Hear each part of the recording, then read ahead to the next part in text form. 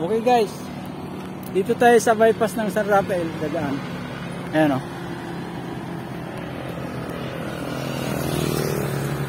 Subukan natin, sarado pa naman yung kabilang side. Dito sa right side, sarado. Pili naman nakabike. Ito yung bypass.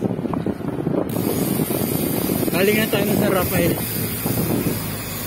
Punta na tayo ng Balagtas daw to, diretso.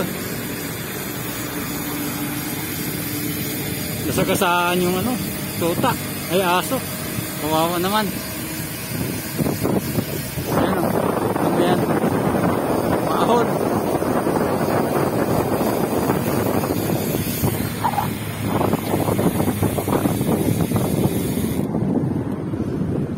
Yun guys.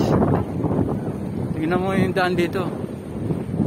Diversion Road ng San Rafael to Balagtas. Yan.